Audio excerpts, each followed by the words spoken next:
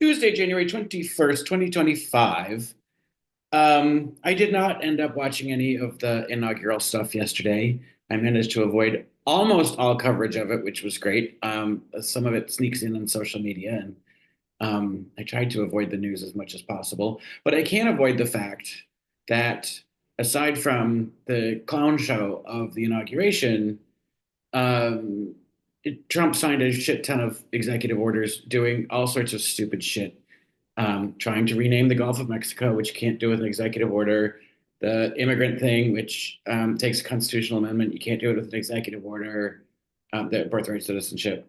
Um, Rolling back protections for um, LGBTQ and other discriminated groups. This whole idea that the federal government is only going to recognize the gender you were assigned at birth. So, Caitlyn Jenner, you're so excited about Trump's presidency, and you were at Mar-a-Lago to celebrate. He now thinks you should only be called Bruce. Idiots, idiots. Um, So he already started trying to enact the 2020 Project 2025 agenda. He pulled us out of the Paris Climate Accords, the World Health Organization. He reduced regulations on the oil and gas industry, which means more pollution, which means more climate change. Um, Nothing good. Oh, he also repealed the reduction of prescription drug costs for people on Medicare and Medicaid. So those costs will go up for those people. That's exciting for them. Um, it's all just heartless, and like fuck off. Um, but today on The View, they were having a discussion about it. I think Sonny Hostin is right on the mark in terms of uh, not accepting that any of this is normal. Um, I think Anna Navarro has very properly placed anger, and I think Amy Alyssa Fairfiler Griffin is so far up her own ass that she doesn't even. I don't think she even knows what she's saying anymore. She got on a tirade about Biden pardoning his own family yesterday morning, his brothers and sister and their spouses, making sure they're protected. He did a pardon for people who were on the January 6th committee, um, for the officers that were injured and that testified. He did not do a pardon for everyone who testified. He didn't give a pardon to Alexander Vidman. And clearly, Amy Alyssa Farfar Griffin is a little upset that she didn't get one and her friend Cassidy didn't get one. So she's pissed. And this idea that somehow that sets a precedent for someone to go run roughshod illegally, order his whole family to just be criminals and just pardon them. That's not what happened. That's not the precedent. The precedent is that we had a vengeful man come into power who we've already seen how he uses his vengeance, and he's protecting his own family against that. And it makes perfect sense. And Sonny Hostin is right again when she said to Alyssa, he's going to do that anyway. He's going to run a criminal enterprise and he's going to pardon everybody, including probably himself. But that's assuming he ever decides to give up power, which we're not entirely sure that will ever happen. This idea that we're somehow working off some set of norms and standards, and that somehow you're going to shame Donald Trump into abiding by them is just foolish, stupid, naive, and dangerous. This isn't just politics anymore. This is literally fighting for democracy. And so the idea, she said in the first segment, that we should no longer use the expression that we're normalizing Donald Trump, that he's already been normalized by being elected to a second term. No, honey, we don't have to normalize any of his behavior. And that's what we're talking about. not the fact that he somehow made it into the White House for a second time, which we're still not sure that that was legitimate, but whatever, he's there. We're not saying, but we're not saying that, right? We're not making that argument that he's not a legitimate president. But we do have every right to say what he's doing is not normal. His behavior to act like a king or an emperor is not normal. There was a fucking Nazi salute on the stage yesterday by his right hand oligarch friend who's going to have an office in the West Wing while also holding multi trillion dollar contracts with the United States. That should not be normal. So, no, Alyssa, we're not going to abandon the idea that we should stop normalizing Donald Trump and his actions because they're dangerous and they're mostly un American.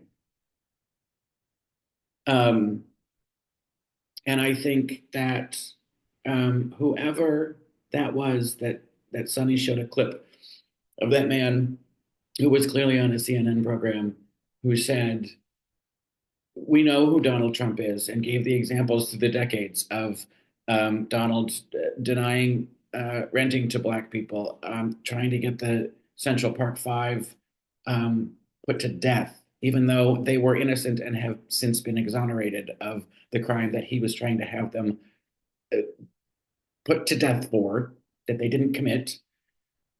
Um, the birtherism, the attacking um, of black people, the demonization of the Haitians in Ohio. He is notoriously known for being no friend to black people or the black community. And so for those black artists to then go and um, celebrate him is really a smack in the face to their whole race. And I would agree with that. You know, I Snoop's been a really good year. He was so much fun at the Olympics. I love his friendship with Martha, but that's it. I'm done. I don't, you can't, no, I don't agree that just because you're an entertainer, where you choose to take a job doesn't say something about how you um, value the world around you. So, no, Diddy, not Diddy, Puffy's like, I don't, not Puffy. God, what am I doing? Puff? No, no, it's not Puff Daddy. What am I doing? Snoop Dogg. I'm stuck on Diddy because I'm waiting for him to get out of jail because I feel like you know there's got to be overlap with the Diddy parties and the Epstein parties, and there must be some of Trump's friends that would be helped by that. But at the same time, I also feel like he's never gonna let Diddy out of the deal because Diddy is a black man. So I don't know. So I'm I'm stuck there. But no, Snoop Dogg is uh is off the list now. Um, and anybody who just decides, and I agree, these politicians that are standing and clapping, and people are approving his cabinet nominees. I don't think the Democratic politicians understand how fucking angry we are, and that no, we don't want to see you saying platitudes about looking forward to working with him, and you have to work across the aisle and bipartisanship. No, we want you to be the opposition. That's what we want. We want somebody who's going to get in there and fight for us and uphold our freedoms. And that includes our freedom to prosperity for everyone. That's what we want. We want you to actually show and demonstrate that you're fighting for us and stop standing on some sort of principle or platitude. But because while the Republicans are trying to pull away all of our rights and freedoms, if you're just going to stand there, smile politely, and nod, you can get the fuck out of the way because I'm never voting for you again. I have always taken, though, we need to get whatever small strides we can, but the Democratic Party can fucking fall apart as far as I'm concerned if the best we can do is feckless bullshit like Adam Schiff writing a screed on public on social media about how we look forward to, and although we have the struggles ahead, we're reaching across, we're going to be partners. And fuck you, no, I don't want you to be their partner. So that's what I feel like when I say there's no one coming to help us, because I just feel like our leaders in the Democratic Party are laying down and have been laying down and failing us. The Republicans are trying to strip away everything that they can from us. Um, so this is all we have, you know. The corporate media is normalizing him and just sort of glossing over. They've already made so many excuses for Trump's, I mean, for Musk's Nazi salute. So we tried to blame it on his autism. Are you fucking kidding me? There are a lot of autistic people in the world that don't just randomly go around giving that, Sig Heil. So that's the stuff that's disappointing, and that's the stuff that's aggravating. And for Amy Alyssa Farfalla Griffin to be on TV just excusing it all, and saying we need to stop talking about normalization, and I'll talk about something if it's a policy problem, but you're not.